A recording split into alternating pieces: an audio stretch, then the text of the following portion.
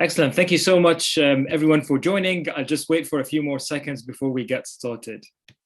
Make sure that all the attendees are logged in and able to join us.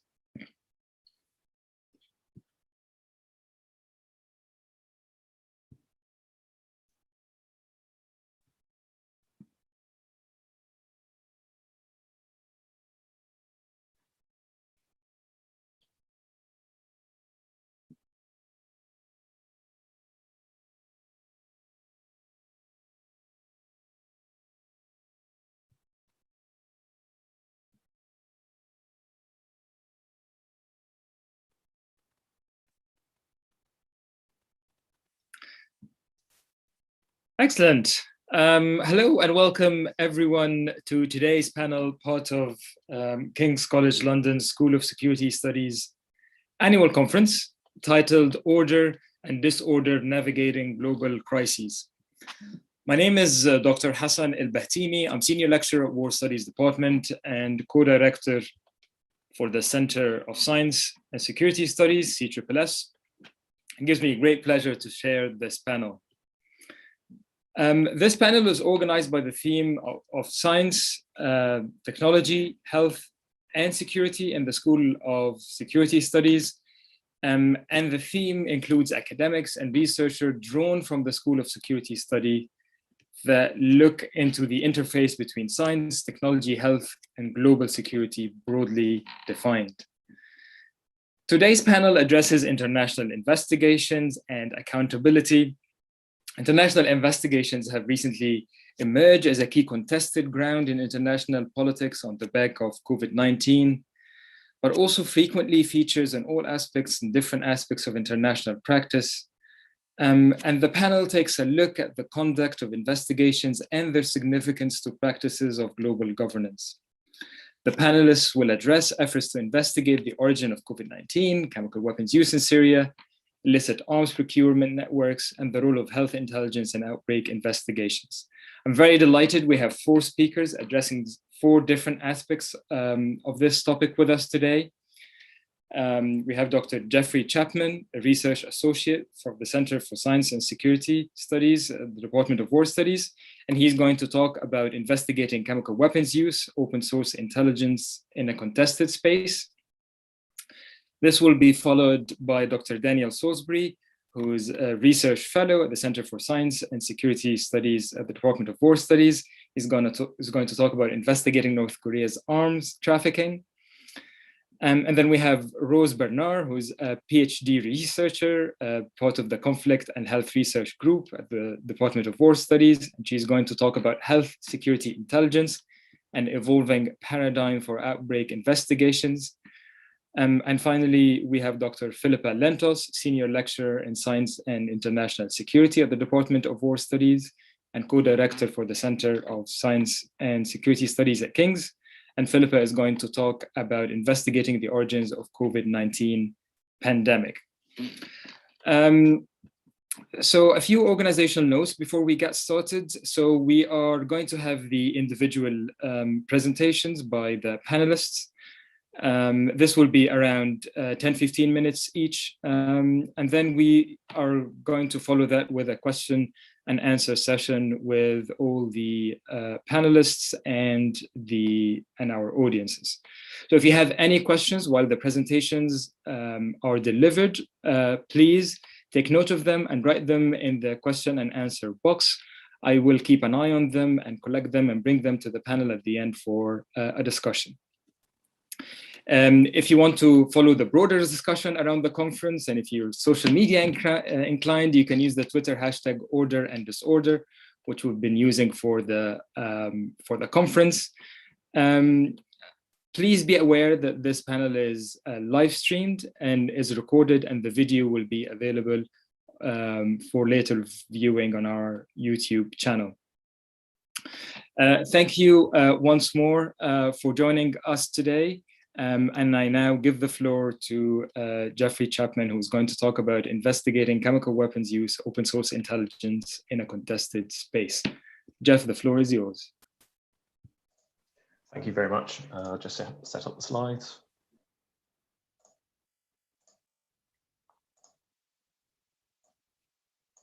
Hopefully everyone can see that now. Okay, great. Thank you very much for the kind introduction, Hassan.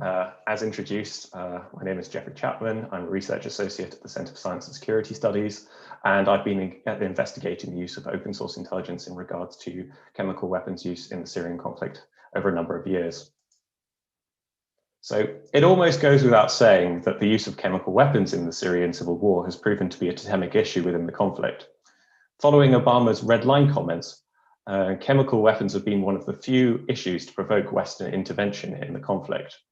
Therefore, making judgment calls over whether a chemical weapons attack has taken place or not has geopolitical consequences. Resultingly, these judgments have proven divisive on multiple levels, both in international organizations, within government, and for wider civil society.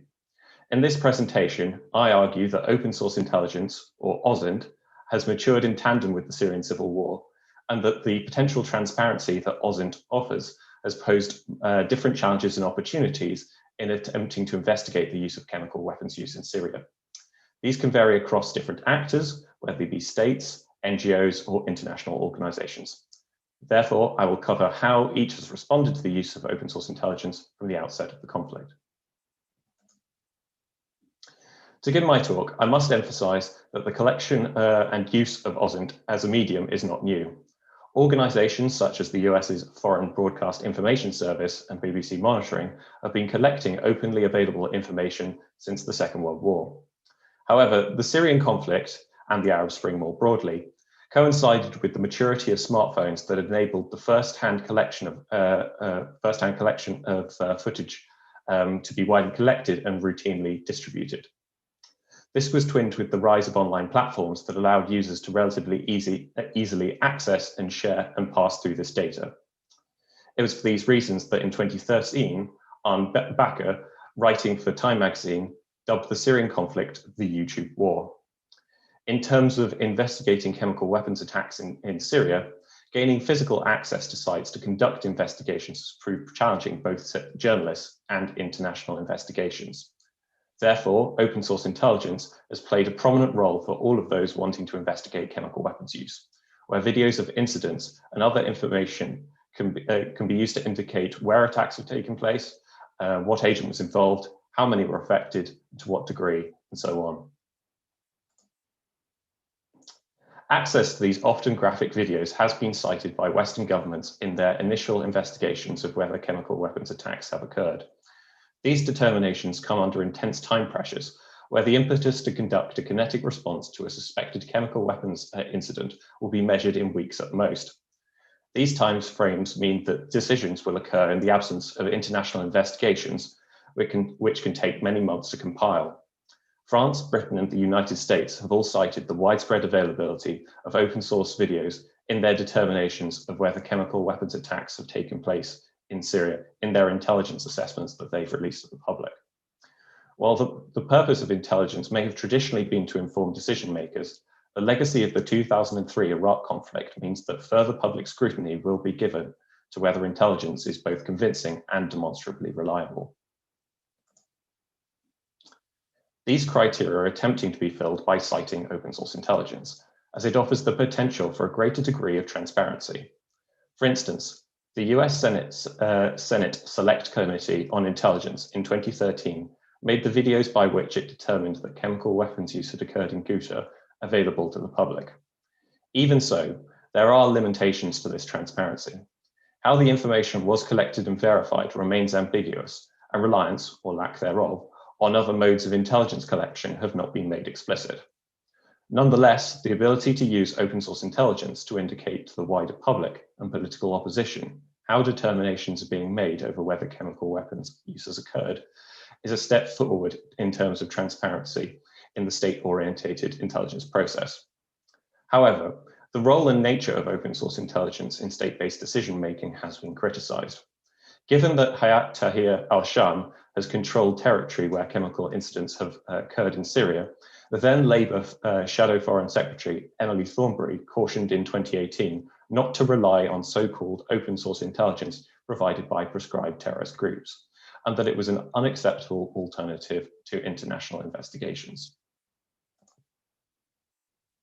The body charged with such international investigations is the Organization for the Prohibition of Chemical Weapons, or the OPCW. Specifically, their fact-finding mission, which establishes whether a chemical weapons incident has occurred, and the investigation and identification team, which can establish which parties are responsible for conducting attacks. However, the intrastate nature of the Syrian conflict has posed numerous difficulties for the OPCW, with the main issue being the difficulty in assessing the majority of alleged chemical weapons incident sites. For instance, an OPCW fact-finding mission team was attacked in 2014 when attempting to get to Kafazita. This has led to an increased reliance on open source intelligence, where it has been used in conjunction with more traditional forms of documentary evidence, such as inspecting medical records and medical samples. How the OPCW uses open source intelligence has evolved over time. Initially, open source intelligence was recognized for how it could be used to establish local context before on-site activities were undertaken, but has since evolved into a form of data incorporated into reports as a form of tertiary evidence or supporting information. However, a further challenge faced by the OPCW has been the ad hoc way in which the mechanisms that is used to investigate chemical weapons attacks in Syria have been created, and the length of time involved and the differing nature of incidents in question. As a result, their reports come with varying degrees of transparency. Some reports highlight what open source information has been used and how it has been analysed, while others are more protective of means and methods. The forensic analysis of open source intelligence within the OPCW has been particularly contested due to the level of opacity afforded to these analyses to protect the anonymity of experts for their personal safety and for treaty requirements for confidentiality.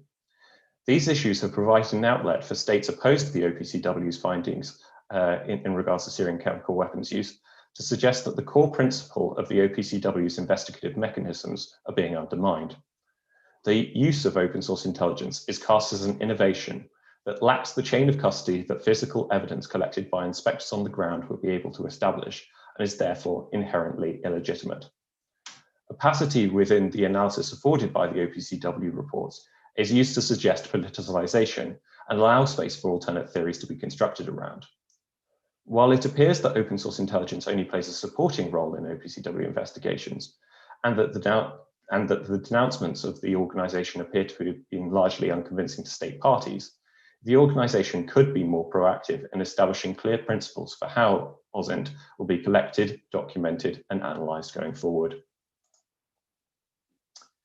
If open source intelligence has posed problems to establish international investigative mechanisms, then it has also empowered a new wave of civil society actors. The remote availability of information online has democratized a novel approach to open source intelligence that emphasizes transparency and is unconstrained by formalities. In civil society open source intelligence, in its ideal form, the exclusively public nature of the sources used means that they can be scrutinized to establish their authenticity.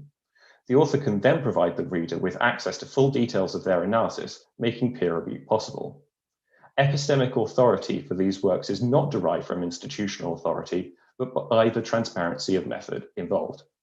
As previously established, the confluence of information coming from Syria and the nature of the conflict have lent rise to practitioners of such methods, such as Bellingcat and forensic architecture, who have risen to prominence, particularly with their investigations into chemical weapons use. Compared to the OPCW, these investigations can be conducted relatively swiftly and can take account of emerging information.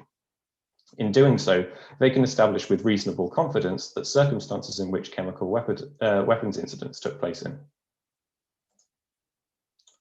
A further role in which civil society OSINT can play a role is within criminal proceedings relating to chemical weapons use in Syria. Organizations such as the Syrian Archive have played a role in preserving information for such an event. For years, they have been collecting, verifying, and preserving user-generated content from platforms where it might otherwise have been deleted from. Although most routes to criminal accountability for the use of chemical weapons are blocked by United Nations Security Council vetoes, court cases within France and Germany are underway to prosecute the Assad regime for chemical weapons use. how open source intelligence and user-generated data will be weighed in these court cases is an area of ongoing development. Within established precedent, analysis provided by open source investigations can serve to back up witness testimony and any documentary evidence. While the use of chemical weapons in Syria seems to have halted in the last few years, investigations into their use carry on, and the role of open source intelligence continues to be disputed. This presentation has highlighted how the use of open source intelligence has enabled greater transparency in judgments over chemical weapons use by various actors, which in turn poses a series of new challenges and opportunities. While some level of adaptation is inevitable, it should be noted that this is true of countervailing forces. Platforms can algorithmically remove content faster than it can be downloaded and archived. Increasingly sophisticated disinformation can disseminate false narratives to confuse and disrupt investigative efforts. And these counter narratives can be constructed in less time than it takes to debunk them. While the transparent use of open source information plays an increasingly vital role in the state-based intelligence cycle, and both formal and non-formal governmental organizations move forward towards accountability for chemical weapons use, they do so in a contested space where disinformation efforts will also evolve too. Thank you very much, and I will now hand over to Dan. Thank you.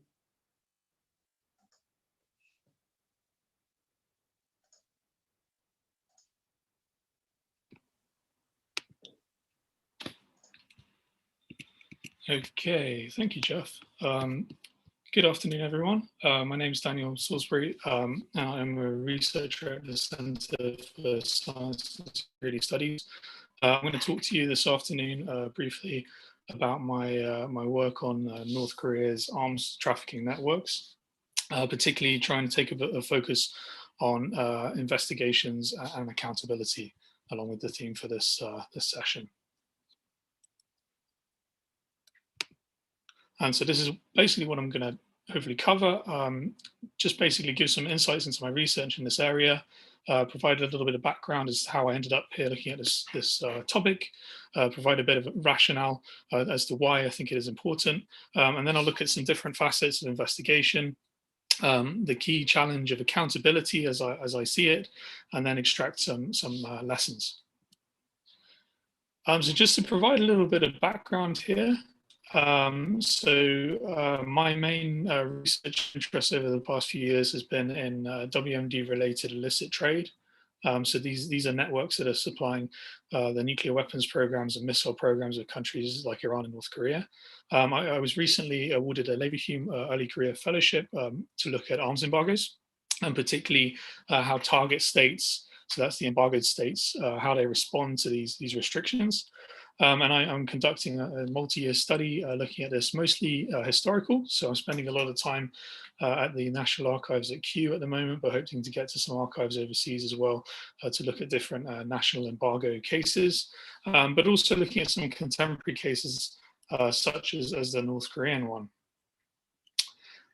So why should we care about North Korea's arms exports? Well, the country has been subject to an arms embargo since 2006. So this followed its first nuclear weapons tests. It's conducted a number of these tests since then, missile tests and other kind of concerning behavior for those who support the non-proliferation regime. And this embargo has been breached persistently by North Korea. And basically, the reason that it is going back selling arms, beyond being the sort of normal behavior of states to do so, is the hard currency that they can earn in this area funds the WMD programs and secures the regime. So why should we care about this? Well, obviously, if we care about non-proliferation, that's a problem. But also at the sort of tactical level, the spread of North Korea's conventional weaponry around the world does feed conflict zones and instability in places like the Middle East and Africa. And I guess there is also concern here for networks to evolve. So the more resilient networks that North Korea is able to build, there are concerns that they could be used in other regards. And we've already seen North Korea transfer chemical weapons related items to Syria, for example, and several examples of them willing to trade in nuclear technology as well. So what do these networks look like? And I'm not going to give you a reading list or a book to go and read, but I think the best kind of example of this in popular culture is a recent documentary that the BBC put together with a Danish film producer, Mads Brugger. It is available on iPlayer, and it is a very interesting and quite entertaining watch as well. But basically, Mads Brugger sends the guy on the top left there, who's a retired Danish chef, to Pyongyang to try and deal some arms. And he also hires the guy there on the bottom left as a sort of a fake investor. They travel around the world to a bunch of different places and basically strike up a deal to build an arms factory on a Ugandan island. And it's a really sort of long documentary, really interesting tale here involving an oil shipment to pay for this. And various other sort of hints of weapons moving to, or hints of them looking for people to move weapons to Syria as well. So if you're interested in the topic, I'd really recommend this film. But what does it really say about North Korea's networks? Well, I think it kind of shows that they're entrepreneurial. They really need the hard cash. And it's not just arms. They also look at a meth as another means of raising this cash. But also there's an element of naivety around these networks. They really get caught in this kind of a sting. Very transnational, meeting around the world, business around the world, very deceptive and also consequential. I mentioned the conflict in Syria earlier. So while this kind of shows what the network like, I guess this is kind of an investigation in itself, a form of investigative journalism, but kind of run almost like a private intelligence operation involving a lot of undercover filming at great risk. And it's something that unfortunately we are unlikely to get ethical approval for from King's, so sad face. But while these kinds of investigations are going on, we're also seeing a lot of investigations by states in this kind of game of cat and mouse. So states such as the US, especially the US, but also its allies, are working to track these networks around the world. We're seeing investigation in terms of intelligence collection. We're seeing law enforcement investigations, both domestic and transnational. And I think what really captures what was going on here is a form of competitive adaptation. You have the organizations and the agencies that are trying to track these networks, not just the CIA, but others, and the arms traffickers kind of adapting in competition with each other, trying to constantly outwit each other and find ways to get around these restrictions. And one thing that I would note here is that adaptation takes longer and is more bureaucratic for the cats, so the government agencies, than it tends to be for the mice, the North Korean arms traffickers. But we're also seeing investigation at the international level. Along with the sanctions regime, which started in 2006, around 2009, the UN created a panel of experts. So this is a panel of 7 members, usually taken from the P5 and a couple of other countries, Japan or Germany or Australia. And they're usually government experts, but they are drawn on by the UN to work in a personal capacity. And the resolution of 2009 states they should gather, examine and analyze information from states, relevant UN bodies and other interested parties regarding the implementation of sanctions. So they release reports a couple of years now looking at this. And this investigative process is, I guess, heavily shaped by politics. So this is the politics of the P5. Even though these experts are acting in an independent capacity, the annual reports require consensus, and I'd imagine that the Russian and the Chinese panel members, for example, are often in close contact with their capitals, and the process is frequently delayed. Although the reports themselves are very, very useful, very rich in information. But then you also have another sort of layer of politics here. Sanctions are fairly Western-centric still, and you get mixed levels of collaboration from countries that are hosting the sanctions busters. And so Geoff talked a little bit about open source as well, and I think there's another layer of investigation going on here amongst NGOs and the research community. So open source information provides many opportunities here. You know, when you're looking at these networks, you can look at things like company websites, corporate registries, sanctions listings, all these kinds of things to build a picture of these networks. And you may say, well, these networks are probably highly secretive.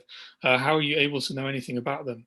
When it comes to arms, you know, North Korea is looking for customers. They constantly have to advertise.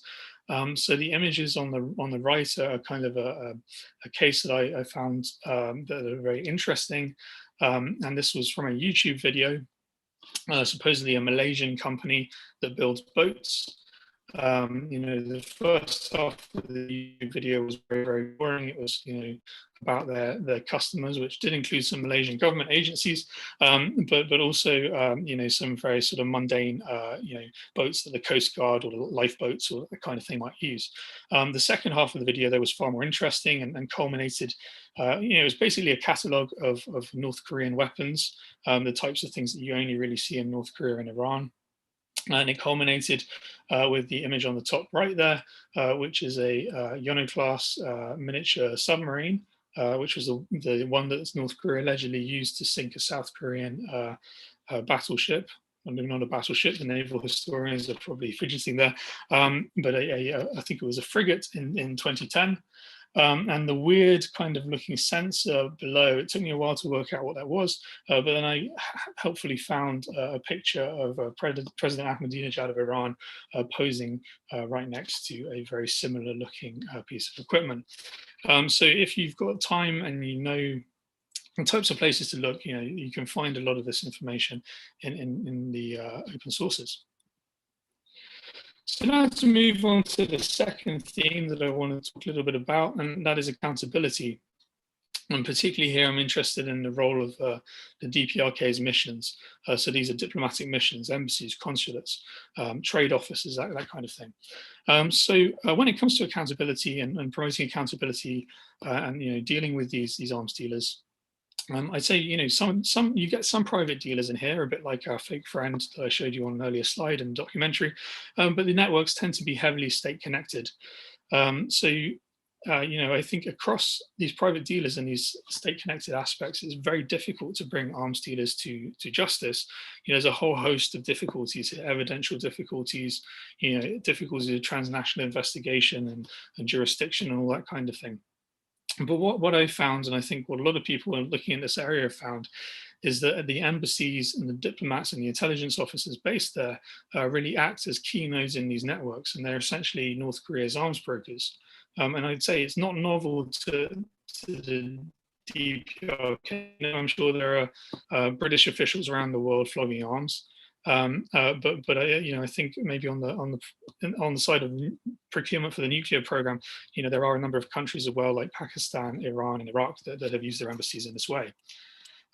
So this is sort of drawing on a recent paper which I heard is going to be published in a journal in the past couple of days, which I'm really pleased about. And what I do in the paper is really try and break down and provide a typology of the different roles that diplomats play. So the vast majority of them, what I say, are brokering, whether it's arms brokering, procurement of WMD-related and dual-use goods, WMD-related and dual-use exports. You know, you see a lot less of that. And then also brokering of technical assistance and expertise. So North Korean diplomats are going around basically selling us services and renovating, you know, Soviet-era kit, like this very old-looking MiG here in the picture. We also see roles in terms of espionage. You know, embassies and spies have gone together as long as they've existed. You know, I've seen several cases where diplomats have gone to try and steal information and intangibles from you know, various sources. There was a case a couple of years ago in Belarus where they were trying to steal a secret PhD thesis on rocketry and got caught in a sting. And then there's also facilitation roles. So, you know, arranging for transportation and financing of these transactions. So how big is this problem? You know, when I looked at the cases, tried to really pull together how many there are, you know, this map tries to kind of showcase it. So every country that is blue or red does have a North Korean embassy based there, and the countries that are red are actually where diplomats have been involved in arms trade or procurement or exports of various kind of technologies for the weapons programs. And why might you use embassies? Well, so something I look at in paper as well. I think the first reason is basically convenience. You know, North Korea's overseas trading networks have been stripped out to the extent that there's not really much left there. They have these outposts in these various countries, you might as well use them. But there's also a story here about diplomatic immunity, and this comes back to the accountability angle. So the Vienna Convention of 1961 suggests that you can't arrest diplomats. You know, the only way you can really deal with them is PNGing them, making them persona non grata, and that has happened a couple of times. I think in Germany and Myanmar for this very issue. You might also use other diplomatic privileges, so being able to move things around in diplomatic pouches. You know, there's less evidence of that for obvious reasons. And some might say secrecy, operational security, and sort of loyalty, but there are a number of cases as well where diplomats have defected and that kind of thing, so you've got to weigh that in there. And really perceptions of legitimacy. I think this might be a reason why you would use these in the early stages, but now I think, you know, the North Korean diplomats have become so synonymous with this kind of activity and other kinds of activities like drug dealing or, you know, transferring endangered species, you know, all kinds of types of things that actually this works in reverse now. So what has been done so far? You know, a number of steps have been taken.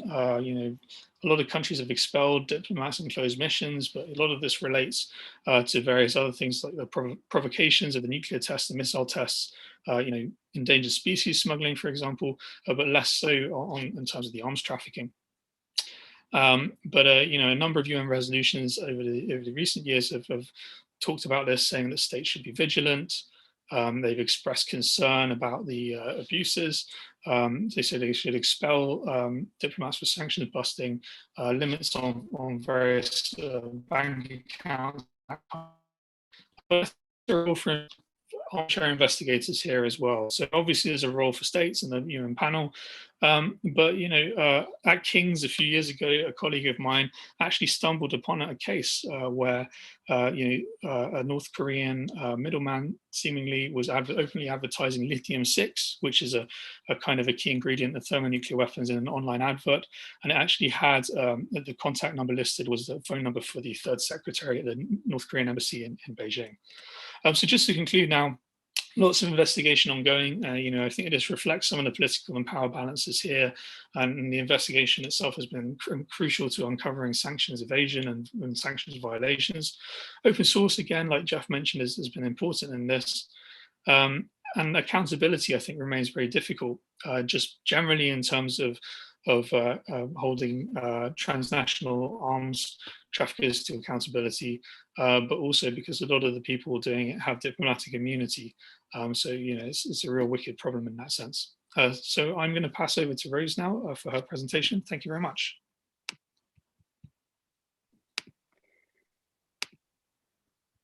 Hi, everyone. So I'm afraid that I don't have a presentation for you today, so you're just going to have to deal with me. I tried to do a presentation earlier and it sucked up all of the bandwidth on my computer, so I was stuttering away. But I'll try and make this as interesting as I possibly can. So what I'm going to talk about today is health security and health intelligence and its use as an evolving paradigm for outbreak investigation. So what the COVID-19 pandemic has done is it's exposed critical failures in the global public health response. Despite being exposed to increasingly widespread and what seems like increasingly timely epidemics and pandemics in the last 20 to 30 years, we haven't integrated lessons learned either from the real world or from modeling that has been done after them. We've known about these threats for a really long time, and the global health security community has repeatedly stressed the cross-cutting impact of a pandemic. But in governments, in particularly governments in the global north, their health and health crises have remained a siloed sector and as such have not been able to adequately respond to the political, economic and medical requirements of such a pandemic. COVID-19 has demonstrated the impact of the disease beyond straightforward epidemiological data, but in particular, the UK's over-politicised statements and narrow technical definition of the science has meant that we haven't been able to respond in an agile or adequate manner to mitigate against the impacts of COVID-19. We also face a context where there are challenges of interstate hostilities, economic bailouts, social media misinformation, disinformation, and they've all undermined global governance in the response. So we now have to confront this and say, how do we respond to this in a way that is agile and multidisciplinary? And we suggest that the way to do this is integrate intelligence processes into pandemic response. There has been some overlap with the increasing adoption of the health security doctrine, health, biosecurity, and intelligence, but they've tended to remain technically distinct. Furthermore, public health organizations have resisted the integration of intelligence techniques such as HUMINT, SIGINT, and SOCMINT because of negative associations and their associations with the military. Nevertheless, there's a much broader conception of intelligence and intelligence-driven processes which is applicable in this context. Largely, intelligence is conceptually information which has been collected, processed and analysed to meet specific intelligence requirements. This process is governed by the intelligence cycle, and that encompasses a number of domains depending on who you're talking to, but they are all largely direction, in which people set intelligence requirements and the parameters of the collection and analysis, collection, which gathers the data, processing and analysis, in which the information is analysed and assessed by specialists against the intelligence requirements to produce actionable answers, and dissemination, in which the intelligence is provided to those who need it. This is, as is key in its title, a cycle. The disseminated intelligence is used to drive new IRs, and the cycle begins again. What the failed UK response to the COVID-19 pandemic has showed is that it's partly a failure of intelligence. The lack of identified intelligence requirements at the beginning, and that comes from largely the failure to learn the lessons of previous pandemic planning exercises. But it also has some connection with the narrow framing at the beginning of the pandemic as purely a health emergency. This led to an ad hoc collection process which produced disparate reports on health equipment, infrastructure, epidemiology, economic impact. They were all produced by different departments. They often contradicted each other. They were not based on full data collection. They didn't get to who needed them. And so they didn't answer any of our intelligence requirements. That lack of direction and a lack of collection plan led to the lack of analysis, surprisingly. The repeated focus on this concept of a science-led response and the production and publication of SAGE products, modeling data and clinical data, as if these are finished intelligence products, led to a failure to make clear any assessment of threat and risk. I'm not saying that these parts aren't necessarily a part of the whole, and they're not important, because clearly they are important, but they are not just the only pieces of data that we needed to make a full intelligence assessment here. Therefore, there could be no sense of the causal and causal and consequential links between public health, economic, social, and governmental policy. We therefore need a health intelligence framework, one which describes in a clear way the wide range of factors that inform public practices during health crises. A process-driven and intelligence-led framework which is unlikely to sit within discrete bodies, but which synthesize the contribution of other bodies within the framework, and therefore is necessarily a whole of government and a whole of society approach. I also want to talk briefly about the use of some of these intelligence techniques that are not being adequately exploited at the moment. One of these is HUMINT, human intelligence. It's a really, really contested source for health organizations because of the connotations of its use, its association with national security, and there's often no distinction in public minds between HUMINT and the use of undercover resources. Whereas in fact, HUMINT just means any information that you get from human sources that you have analysed and validated. And one of the places that we really see the impact of the failure to use HUMINT adequately is in the Ebola crisis in 2014 to 2016.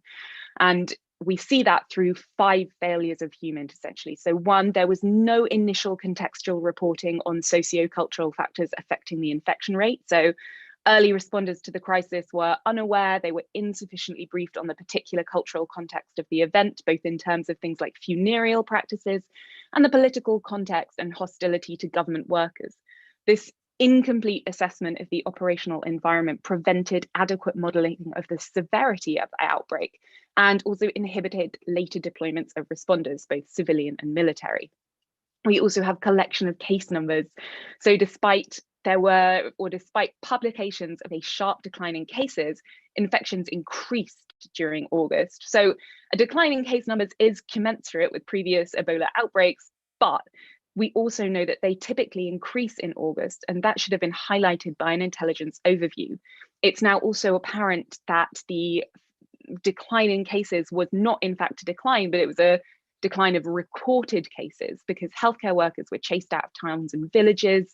There was misinformation circulating about the origins of the disease and the consequences for people who reported to Ebola treatment units. So again, given the bias of previous outbreaks, the lack of sociocultural assessment, and the lack of anthropological and human investigation, there was an assumed decline in numbers, which led to the withdrawal of researchers. Next, disease modeling was limited. So original modeling in Operation United Assistant didn't account for social practices that increased exposure to and affected the rate of transmission. They attempted to model the transition, but they didn't take into account sociocultural factors. So they looked at previous epidemiology, but then didn't look at anything like regular routes and destinations of people moving in infectious borders, maps of human mobility, and data on human population distributions. We also have the fact that they didn't share information across borders.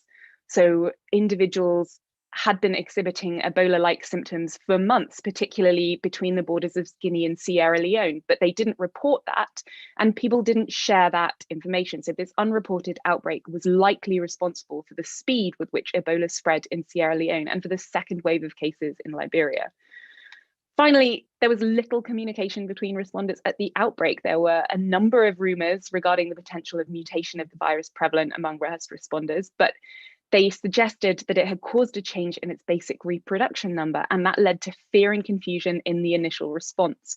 Lessons from previous epidemics were not communicated. Population movements, which had been a known issue in tracking Ebola epidemics, were not incorporated into strategic planning. And that's what we mean when we talk about HUMINT. In terms of health, it's a standard ethnographic or anthropological assessment that largely comes from just asking people what movements are, asking people about things.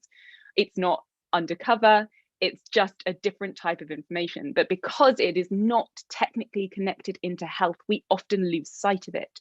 In the COVID-19 pandemic, that has translated into a lack of incorporation of views from frontline healthcare workers, taking case numbers from hospitals, looking at where we can track other things like a drop in hospital admissions, and has that contrasted against a rise in COVID-19 cases. We've then got SOCMINT, so social media information. We've briefly had not briefly, but we've been lucky enough to have a brief talk about OSINT. I want to be clear about the difference between OSINT and SOCMINT, although it's very interchangeable, but the definitions are often granular. But specifically, social networking sites have a series of attributes that are things like forced status updates, non-user curated or only partially curated feeds, in that they force interaction and a social flow. So users are limited in their ability to prevent this beyond blocking and barring certain other users' functions. So Twitter, it's a microblogging site, but it's actually primarily considered a social networking site as it forces status updates to a user feed. There has been lots of talk about incorporating social media into digital disease detection. There have been lots of things about how can we use it to look at or forecast early outbreaks. Again, the problem with this is it is one piece of the picture. And we also have the fact that a lot of it doesn't take into account how a lot of people use the internet. My favorite example of this is when the CDC mistakenly announced an outbreak of cholera in the United States because they were tracking the hashtag cholera and Google searches for cholera, but it was in fact because Oprah Winfrey had announced that her book of the week was Love in the Time of Cholera. So again, we need to be able to incorporate it into this wider framework of how we think about intelligence. Fundamentally, what we're trying to examine and put in place is a system of intelligence processes, which is a framework. So we make people aware that it is not just epidemiological data and modeling that needs to be taken into account when we are discussing the impact and severity of a health crisis. We need to put this in place now so we can use it for the next time a pandemic or an epidemic happens to us. It needs to be systematic. It needs to be organized, and it needs to have adequate collection and intelligence requirements. Otherwise, we are going to consistently see these intelligence gaps in our response. And thank you for that. I hope that looking at my face for that length of time wasn't too onerous, and I'm going to hand over to Filippa for the next piece, the next talk. Thank you so much, Rose, and thank you to all my wonderful CSSS colleagues. It's been great to listen to you all, and thank you to Hassan for organizing the panel. Like Rose, I don't have slides, so you're not going to have to, watch my face instead. I hope that's all right. I'm hoping to be fairly short. I'm going to be talking to you about investigating the origins of the current pandemic. Already last year at the school's annual conference, I spoke about the need for an origin investigation of the COVID-19 pandemic. A couple of weeks prior to that, in May 2020, the World Health Assembly, pushed by the EU, Australia, and other countries, had agreed to an origin investigation. And leading up to that World Health Assembly meeting, I had elaborated what I felt a credible investigation would need to entail. So from my perspective, it made sense to anchor an investigation in a World Health Assembly mandate. This would link it to an existing international framework with established rules and procedures of operation. And as the world's premier forum for dealing with public health, the World Health Assembly was also an obvious choice.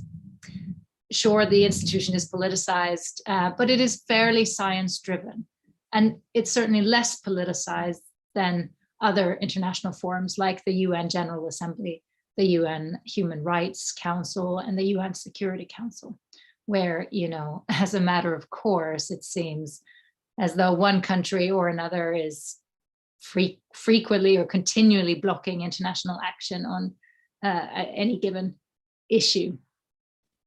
So going through the World Health Assembly also meant that an investigation could be mandated in a timely fashion, as well as funded through assessed contributions from the World Health Assembly's 194 member states.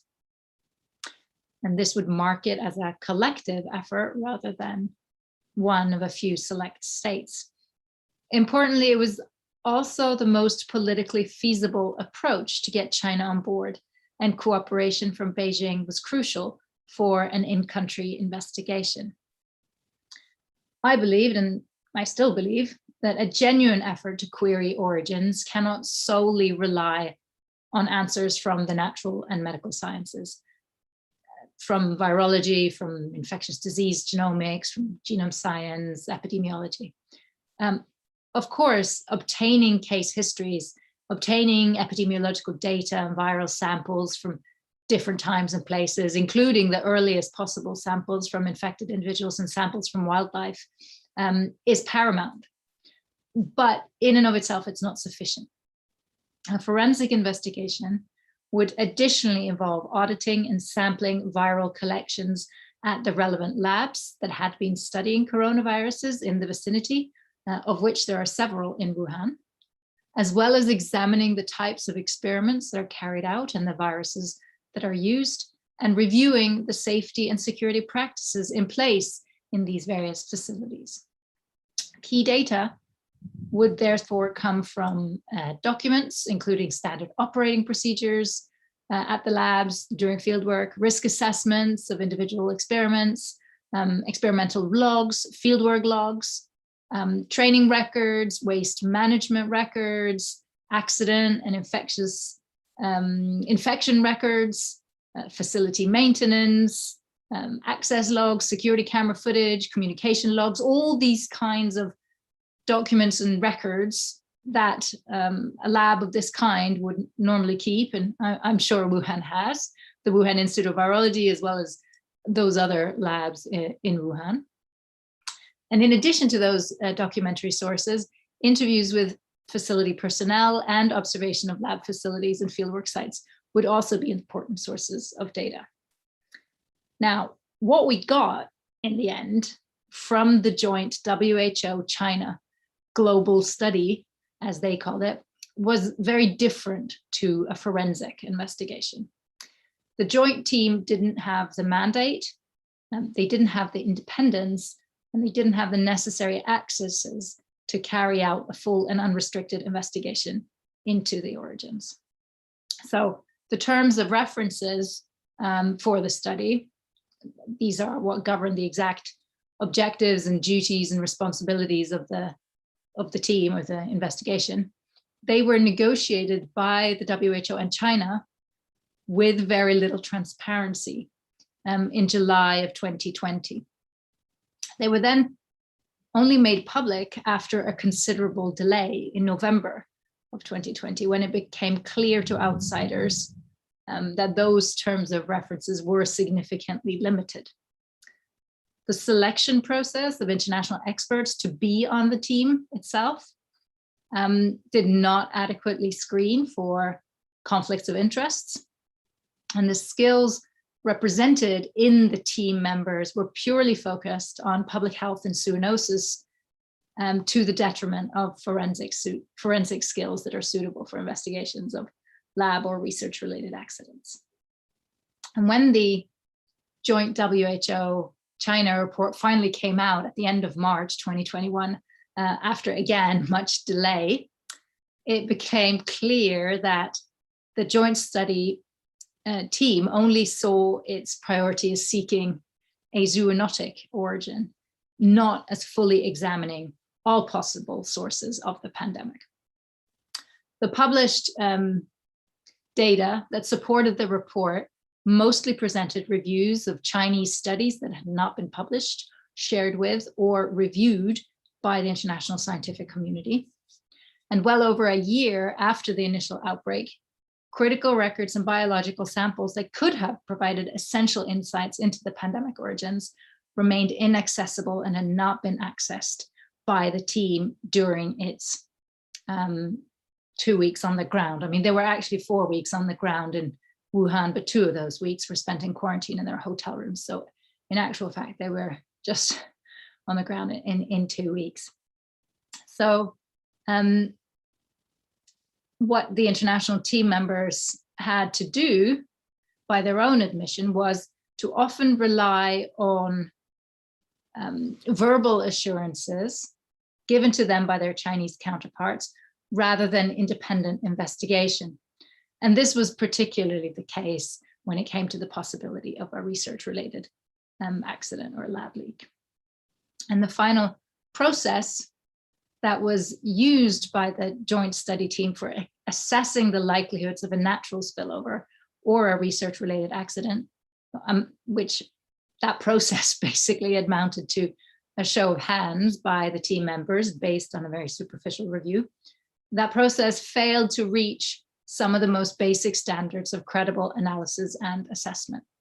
And it's also unclear whether the Chinese team members had the leeway to express their fair evaluation of the origin theories as they were in the presence of Chinese government minders at all times. And finally, or just a final point I'll make here on the report and on that process, is that the joint team used different evidentiary standards. So they used different standards of evidence for the origin theories that it assists. So he used one standard for the natural spillover theory, and he used another standard for the lab leak theory. So on the day that the report came out, the WHO Director General, Dr. Tedros, distanced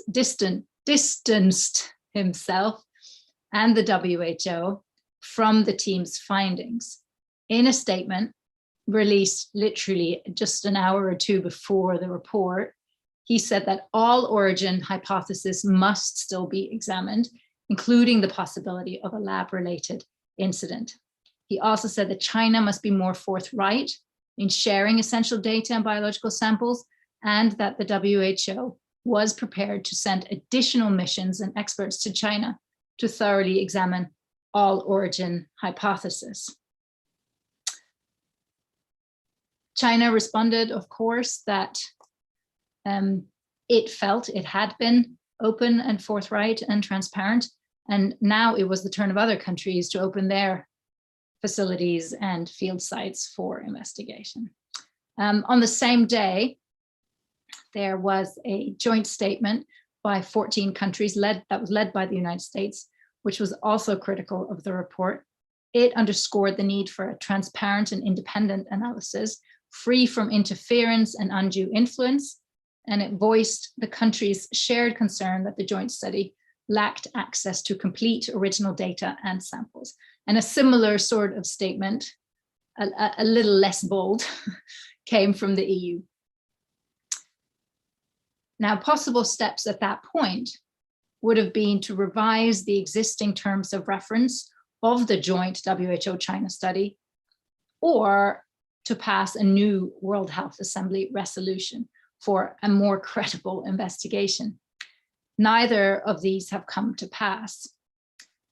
An alternative would be to establish a parallel international investigation, though getting to a credible international investigation in practice is well nigh politically impossible at this point.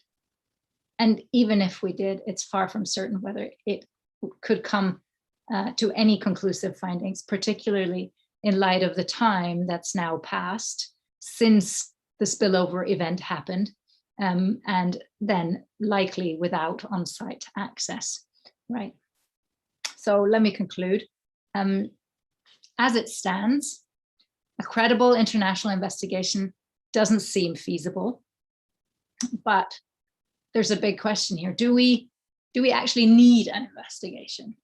Isn't the key takeaway from the pandemic origins debate that while we don't know how the virus first spilled over into humans, it could have been either a natural spillover or a spillover resulting from scientific research? So to better prepare for pandemics in the future, we need to address both possibilities. We need to continue surveillance of potential natural spillovers and to develop zoonotic risk assessment tools. We need to promote behavioral change in high-risk populations. We need to fund research into universal vaccines. And we also need to address lab biosafety and biosecurity. I think that argument is right in theory. In theory, it doesn't actually matter what the origin was, because we should be preparing for both instances in the future. But in practice, I think it matters a great deal. If it turned out to be a lab leak or an accident in the course of regular scientific research, then I think the scientific community would have a very different reaction than if it was a natural spillover. It would really bring home the message about the importance of biosafety and biosecurity, as well as of the broader societal responsibilities of scientists in carrying out inclusive risk assessments of their work. I think it would also impact the wider public differently. If it turned out to be a lab leak, it would be a forceful instigator or amplifier of bigger societal debates that need to be had about the sorts of risks we're willing to take in the name of research. Does the majority of stakeholders feel that lab manipulations of potentially pandemic pathogens is justified? Do the benefits of virus hunting, actively going into caves and trying to find viruses that we don't know about, does that outweigh the risks? And can we even do adequate risk-benefit assessments when both the risks and the benefits are uncertain? And these are some of the bigger questions that I think are coming out of the pandemic origin discussion, and that need some serious engagement. I'll leave it there for now. Thank you so much to all of you for joining us here today. It's great to see so many of you who showed up. And I'll hand over to you, Hassan. Thank you.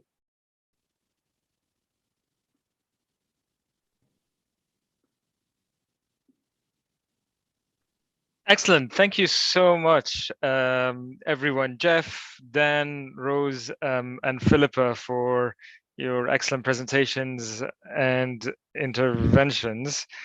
We will now have 30 minutes, well, slightly less than 30 minutes, 29 minutes to be exact, for questions and answer. So I'm going to start off with a question, but I also encourage everyone from our audiences to think about questions, comments that they want to share with us. We are hoping to have like a lively discussion about what we covered today. Actually, one of the motivations or impulses, perhaps, about looking at such a diverse set of topics is an invitation to think laterally and connect some of the common themes about how investigations are being done internationally in different topics. And there seems to be an expectation, a growing expectation, perhaps more than ever before, that we now expect competent investigations on issues of security concern to take place. But I guess as this excellent survey has showed is that is not necessarily easy. We have not really cracked yet or figured out how that can be done. And there are a lot of method questions that keep come up and pop up in all these different contexts. So my starting question for everyone on the panel, is one that actually comes from the arms control community and the practices of verification arms control community. And again, the purpose here is to do some form of cross-fertilization between these different fields. But for a long period of time, physical access, is really key part of arms control and arms control treaties. That is, inspectors having boots on the ground, seeing things, and this is usually some of the most contentious in terms of negotiations of multilateral agreements or treaties, and also in their implementations, very contentious. And I wonder, and I'll ask everyone on the panel to think in the context of their topic or what they've shared with us, whether that still holds, whether physical access, that key core feature of arms control investigations or assessments or verification, does really still hold in all these investigations, or whether in some magical way we've managed to sort of bypass it. Is it still really a core feature problem issue to be resolved in all these international investigations and efforts? Whether that's in arms trafficking, whether that's in chemical weapons use in Syria, whether that's in assessing health security and using intelligence, whether that in COVID investigations. I mean, in all these different settings, does physical access still play a key role? So that is my question for the panel. And again, I invite everyone from our attendees to think about questions and thoughts and comments to share with us. You're more than welcome to do so. You can use the Q&A function at the bottom of your screen, and I will collect these questions and then bring them to the panel. But as you collect your thoughts and questions, I'll just pose that question to the panel and then come back to the audience and take more questions. All right, perhaps we can go with the order through which we made the presentation. So I don't know, like if Jeff, Dan, Rose, Filippa, in that order, you can provide us with your insights on that. Sure, so I'll go first. Well, I think what I tried to convey in my presentation is that the issue of physical access impacts different actors to a varying degree. I think, of course, it has enabled this new wave of civil society open source intelligence that don't need for kind of their reports. Their authority is not based on physical access. It's their analysis of the collected open source intelligence, and that authority is stemmed from its openness, the fact that it can theoretically be peer reviewed. It is a talking point of criticism against them, but the kind of counterpoint is that, look, we have all this information, we have laid it all out to you. This is our analysis. You can assess it. They would defer to international investigations with access to either confidential or physical information, but it is a way of providing insight into a chemical weapons incident relatively quickly and early on, outside of kind of formal institutions. For the OPCW, as stated, it's been a really significant issue, access to chemical weapons sites. The access to different chemical weapons incidents has been highly contested in terms of, are they being blocked? Are things being covered up? It's highly contentious and has undermined their authority when they have not been able to access these sites, because then it becomes a point of, oh, well, they haven't gone to these sites, therefore it undermines their findings going forward, or at least that's an allegation made against the OPCW when they haven't gone to various places. But for states, obviously, they potentially hostile to the Syrian regime, obviously can't get physical access, but then it's not an unequivocal investigation, it is an intelligence determination. In that sense, open source intelligence is making that process more transparent and therefore probably should be welcomed. Thank you.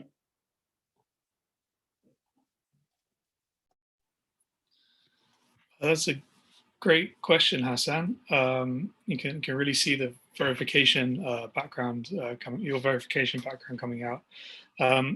Just a few thoughts, particularly focusing on the UN panels in this. Is physical access needed? Well, it's definitely helpful. In the past, these panels have had very, very heavy travel schedules, traveling around the world to inspect, physically inspect, interdicted and seized goods, containers of explosives found on dock sides or things taken out of aeroplanes. And this was something that we really saw a lot of, I think, in the sort of past 10 years, but more recent years, it has dropped off a bit, I think. And I think that, there is an issue here with the pandemic and COVID and the benefits of taking those risks to do this. But also these investigators are sometimes putting themselves at risk. There was a case in 2017 in the DRC where a couple of UN investigators were tragically killed. So I think we are seeing more reliance on other areas and less physical access. People talk about this as almost armchair investigation, being able to do this from afar. And we've got a lot of interesting sources and methods for doing this that are coming out alongside this sort of new emerging information landscape.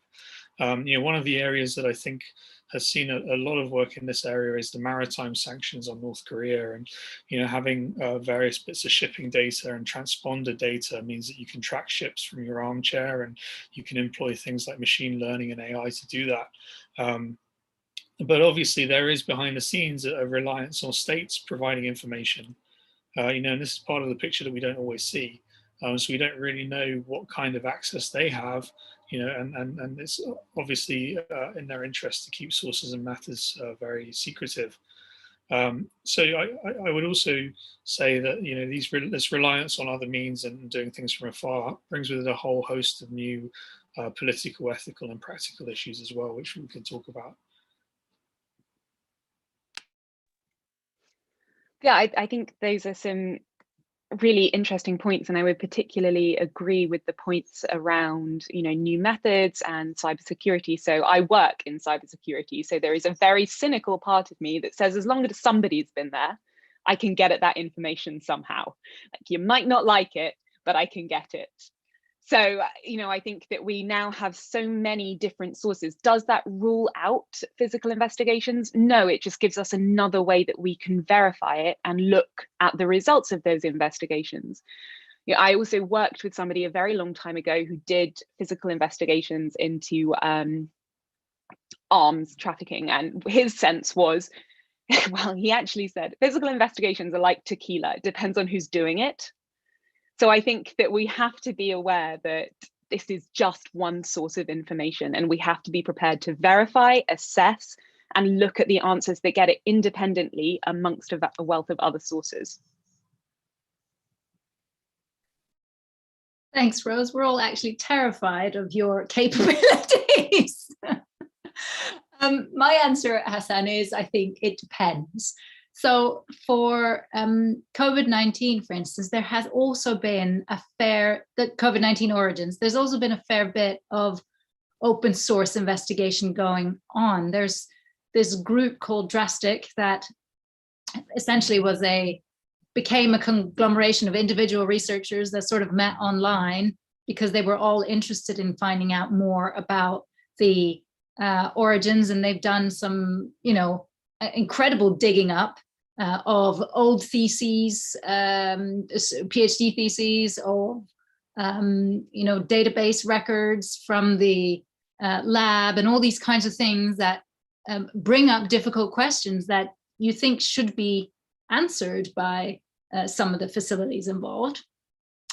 But at the same time, I do think the biological field, especially when it comes to weapons, is a little bit different maybe than others, because so much of the equipment, the material, the knowledge is dual use. And so how can you assess what the intent is without being on the ground? There are some ways of trying to get at that, of course, that doesn't involve on the ground monitoring, but we did have a very good case of this in the 1990s when UNSCOM went into Iraq and set up a kind of monitoring capacity of all the various dual use facilities, and got to this baseline of what is normal activity, because that's really the only way you can judge if something's starting to change.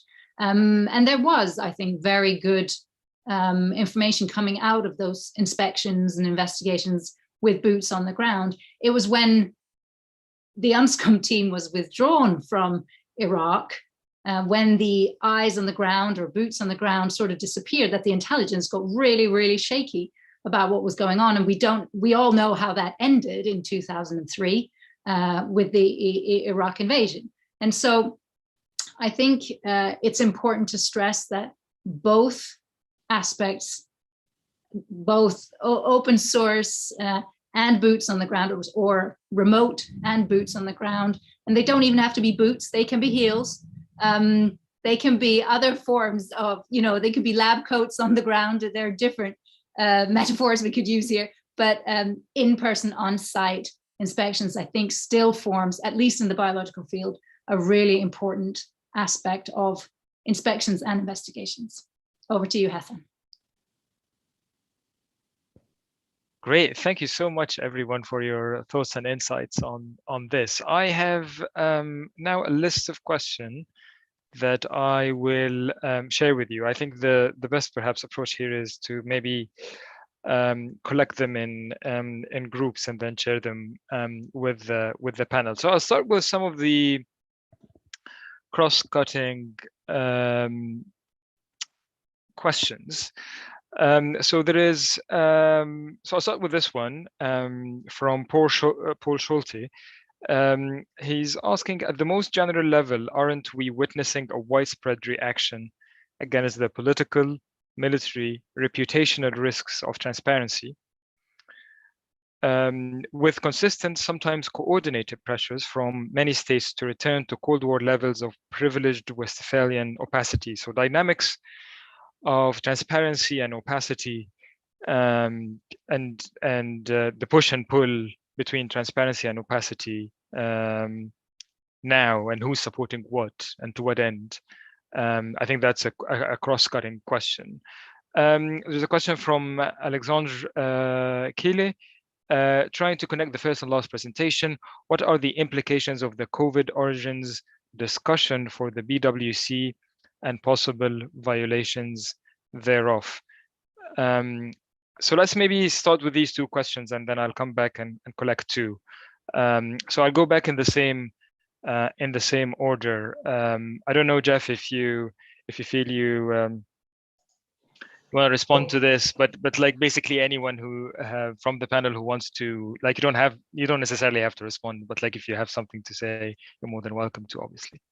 Tough question as ever from Paul, but appreciated nonetheless. Am I qualified to talk about transparency on a global level? Probably not, but in regards to transparency and how different states have reacted to it in regards to chemical weapons use, I think there's a very clear political split depending on state parties and how they react in terms of their finding towards chemical weapons use in Syria. And that often reflects in how they view open source intelligence. But I just also nuance kind of the question is that even if there is a move towards opacity, various technological factors, even with very, very authoritarian measures, do make imposing such levels of opacity really rather difficult. Remote sensing, even of very authoritarian countries. I mean, Dan is researching with open source intelligence on North Korea. So there is going to be a limit on the opacity that can be reimposed. I think I'll leave it at that. Thank you. So it's a big question. Just I mean, a single thought on that, that it's not just states that are pushing back on transparency in the case that I've talked about, but we're seeing also non-state actors pushing back on transparency there. So I definitely include things like businesses, transnational organized criminal organizations as well. They also don't like this transparency.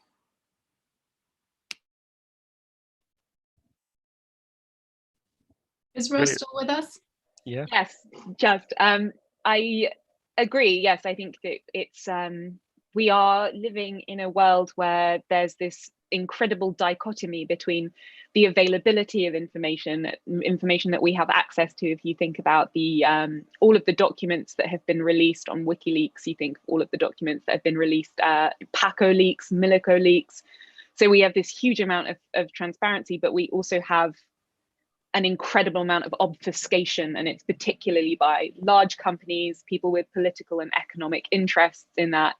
So it's not, I think, necessarily solely a geopolitical reaction, but it's also two opposing ends and an economic and social reaction as well. So I'll address Alex's question. Hi, Alex. It's really good to have you with us.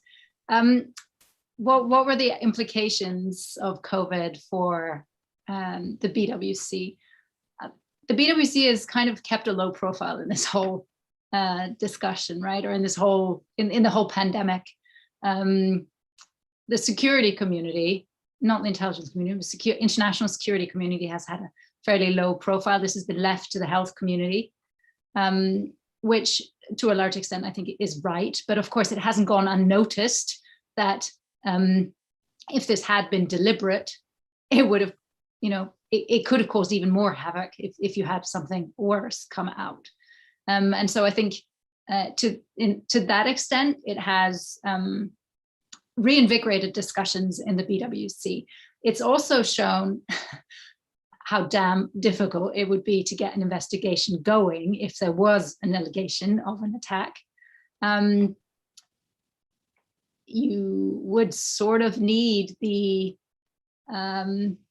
agreement from the state for an investigation to come in, right? But I think there are also some good points. There's some silver lining here, that we should also point out. It's so easy in our field to always point at the difficulties and challenges and risks and threats and things, but it is equally important for us to highlight some of the positives. And I think in this particular pandemic, one of the remarkable things is how quick a vaccine or several vaccines have been developed, which should act as somewhat of a deterrent. That will only get better in terms of developing vaccines. We can also see how some of the strongest measures against COVID are things are things that don't rely on high tech. I mean, washing your hands and staying away from people or keeping a distance, wearing a mask, those are really important things that have come out.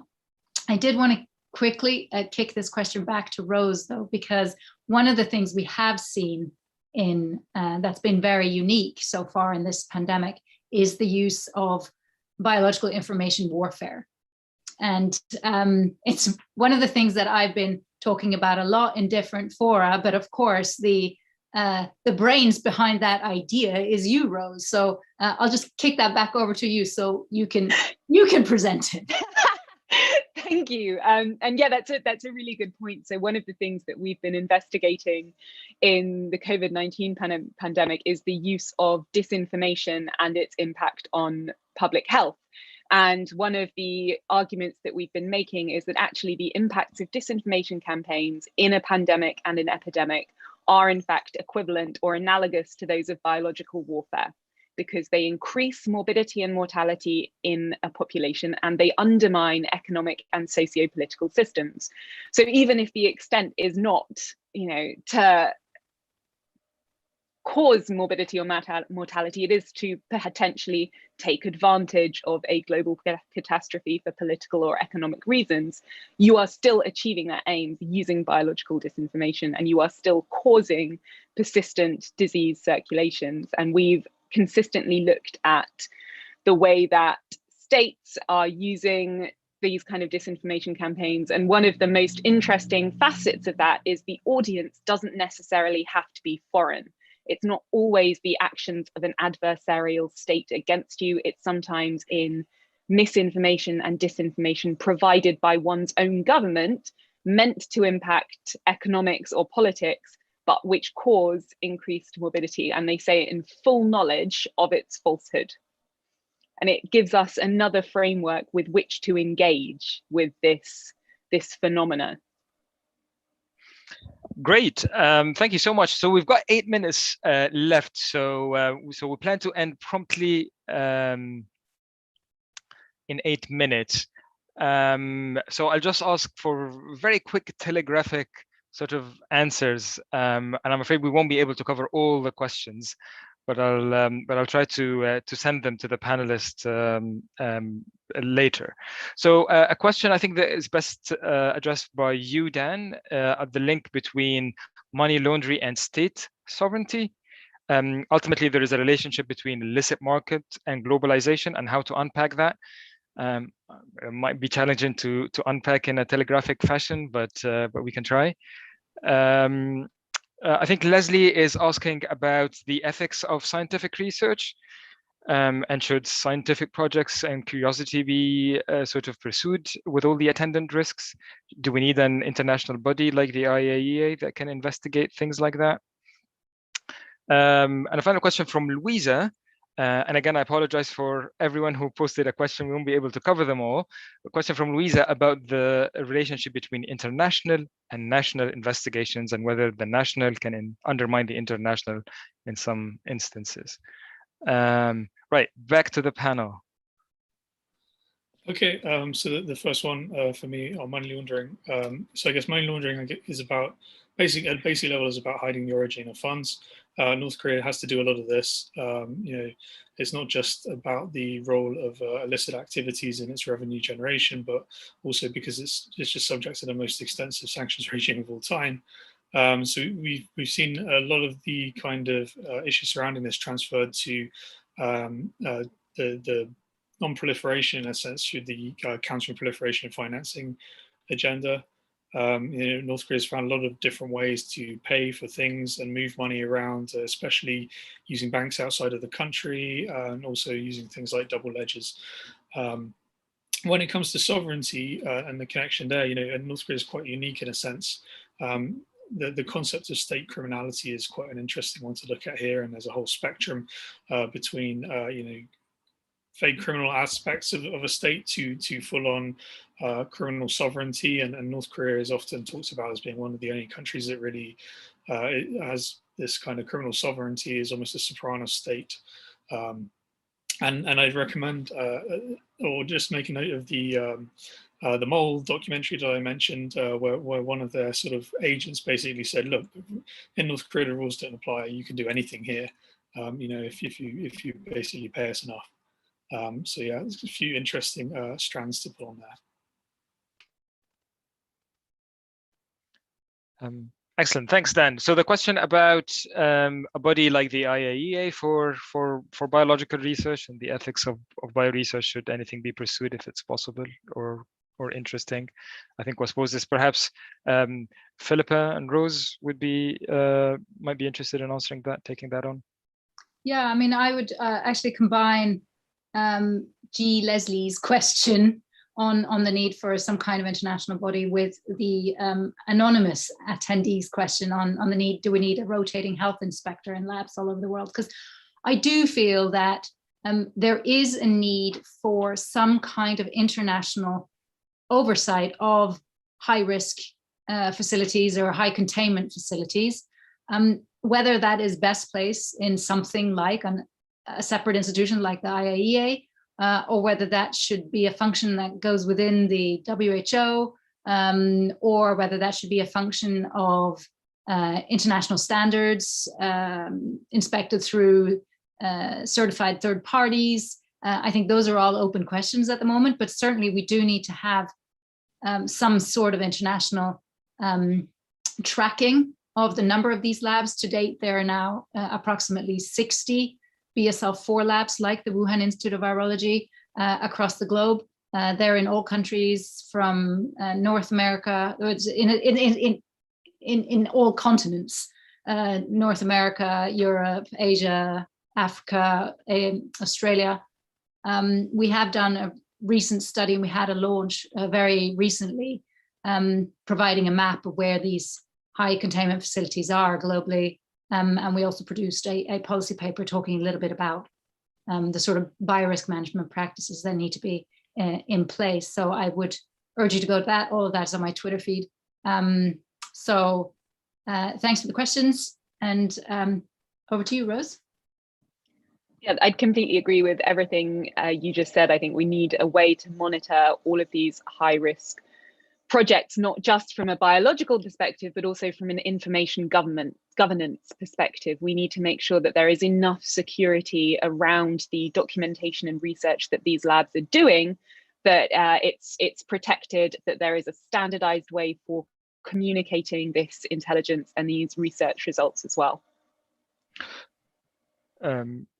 Excellent. Well, thank you all. I'm afraid we won't be able to take any more questions because we need to end promptly. So sincerely apologize for this. But want to thank all our great panelists for their presentations and insights and thoughts that they shared with us today. And thank you all as well, our audience, for your engaging questions. The school conference continues till the 10th, so please check the full program. There are still events that you can sign up to and attend. The details on that is on our website. And finally, I want to thank you all for joining us today, and hopefully we can meet again, perhaps physically, in our beautiful campus, hopefully soon. But then, till then, I hope you all take very good care of yourselves.